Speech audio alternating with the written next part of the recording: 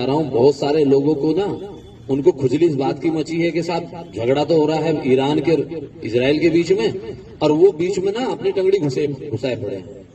भाई अगर इतनी दिक्कत है तो आप बैठ जाओ जहाज में, जब जहाज लेने जा रहा है वहां ईरान में फंसे हुए भारतीयों को, तो जहाज में बैठ जाओ और चले जाओ और जाओ लड़ो ईरान की तरफ से, लौट के आ जाओ।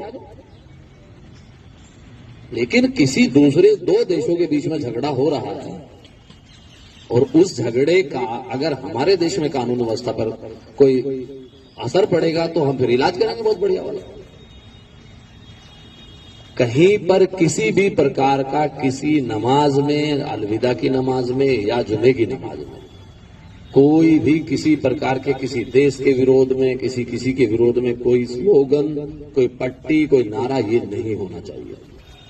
हम हिंदुस्तानी हैं, हम भारतीय हैं, हम यहाँ सुकून से रह रहे हैं। दो देशों के बीच में, चार देशों के बीच में जो लड़ाई हो रही है वो उनके अपने अंतर्राष्ट्रीय मुद्दे हैं, वो जानेंगे उसके लिए।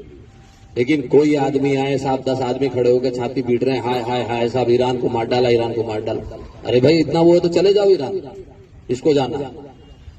लेकिन ये चीजें बिल्कुल हम बर्दाश्त यहाँ नहीं करेंगे कि हमारे यहाँ आके कोई भी आदमी अपने देश में आके यहाँ कोई फिजा बिगाड़े। है कुछ लोग ऐसे, एक दो जगह, एक दो कस्बों में लोगों ने इस तरह की हरकतें की है। तो हम दूसरे की लकड़ी, जबरदस्ती की लकड़ी, अरे उनको लेना दो भाई, तुम क्यों ले रहे हो उनकी लकड़ी। अगर ईरान के और अमेरिका के बीच में कोई विवाद है या कोई दूसरे देशों के बीच में विवाद है तो वो अपना सुलझा रहे हैं। अगर जरूरत पड़ेगी तो हमारी सरकार का काम है वो देखने का। लेकिन हम इस तरह से कोई ऐसा काम करें जिससे लोकल लेवल पे स्थिति खराब हो जाए या लैंड ऑर्डर की समस्या आए, आपस में कोई वैमनस्यता आए, कुछ आए, तो वो चीज कतई बर्दाश्त नहीं होगी। ये चीज आप सबको एक बार बता दीजिएगा। और पुलिस फिर वहां तक इलाज करती है कि जहां वो पोस्टर छपते हैं ना, जहां वो स्लोगन लिखे जाते हैं, फिर उन तक का इलाज होता है।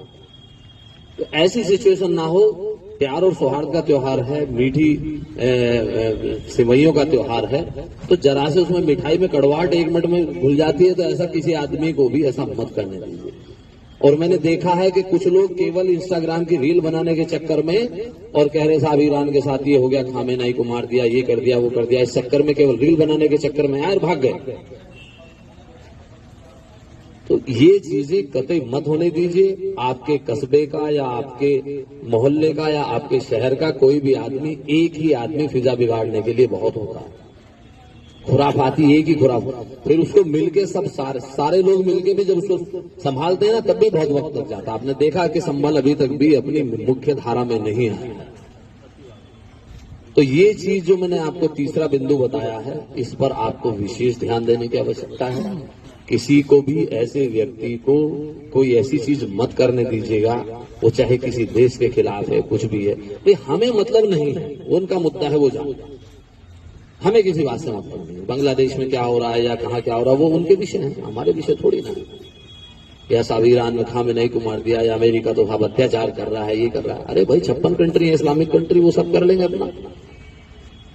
तो हमें उसमें कोई चीज अपने ऊपर नहीं लानी है कि उसके लिए हमारे यहाँ का कोई माहौल खराब हो। ये चीज बिल्कुल आप लोग ध्यान रखिएगा। एक अगला विषय ये है, एक थाने में